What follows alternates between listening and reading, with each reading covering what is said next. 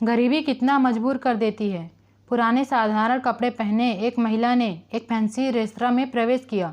सभी ग्राहक जो पहले से वहां बैठे थे उसे तिरस्कार भरी दृष्टि से देखते हैं। वह महिला फटी पुरानी ड्रेस पहनी हुई थी और देखने में गरीब लग रही थी। हॉस्टेस तुरंत उसके पास दौड़ी। उसने यहाँ तक कि अपनी घृणा को छुपाने की कोशिश भी नहीं की। वो बोली, मैडम आप शायद गलत जगह चली आई हैं। वह बस इतना चाहती थी कि जल्दी से इस बिन बुलाए मेहमान से छुटकारा मिल जाए। महिला ने घबराते हुए उसकी ओर देखा और पूछा कि क्या यह ताज भोजनालय है।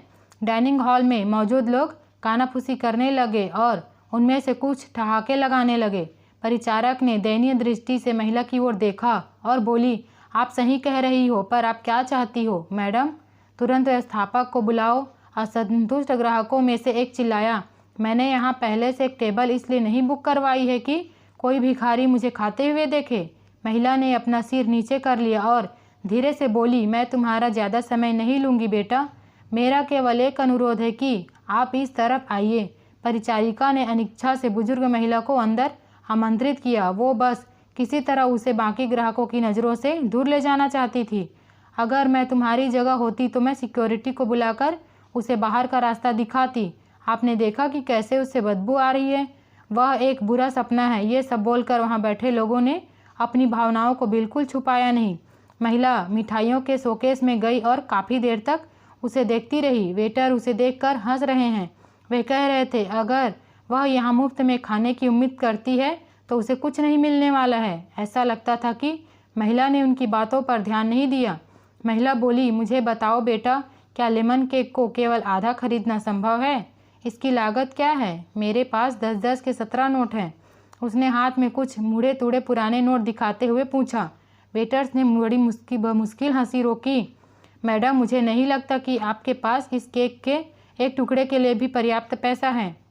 यह केवल केक नहीं बल्कि हमारे महाराज सेब द्वारा किया गया कला का काम है। इसके अलावा हम इसे आधे में नहीं बेचते हैं। गरीब महिला शर्मसार हो गई। उसे ऐसा लगा कि उसके अंदर कुछ टूट गया हो। धीरे धीरे वह निराश कदमों से चलते हुए बाहर निकलने लगी। अचानक उसे रेस्तरां के कोने में अपनी पत्नी के बगल में बैठे सैन्य वर्दी पहने एक व्यक्ति ने बुलाया, मैडम कृपया यहाँ आओ, आप बहुत निराश लग रही हैं।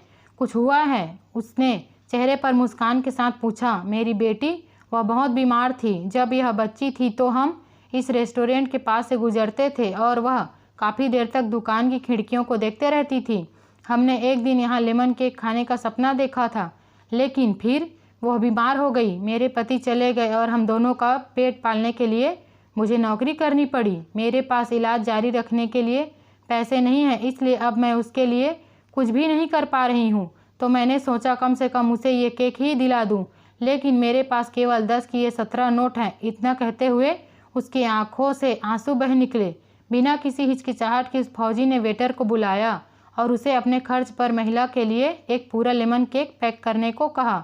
उन्होंने महिला से कहा, आज 17 साल हो गए जब हमने अपने बेटे को खोया था। एक कार दुर्घटना में उसकी मृत्यु हो गई थी और मैं मेरी पत्नी कुछ नहीं कर पाए। हालांकि वह एक डॉक्टर हैं। आपके पास में 17 नोट है और मेरा बेटा 17 साल का था। ये ऊपर वाले का इशारा नहीं तो क्या है? फौजी की पत्नी ने गरीब महिला को अपना बिजनेस कार्ड दिया और बेटी के इलाज में मदद करने का वादा किया।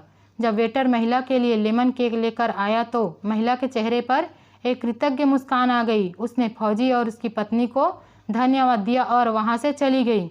इस घटना के बाद रेस्तरां में सब खामोश थे। सभी को उस फौजी ने एहसास दिला दिया था कि पैसों से भले वो महिला गरीब थी, लेकिन वहां बैठे सभी लोग विचारों से और दिल से गरीब थे। सिवा उस फौजी दंपत्ति के अब वहां किसी को भी हंसने का मन नहीं कर रहा था।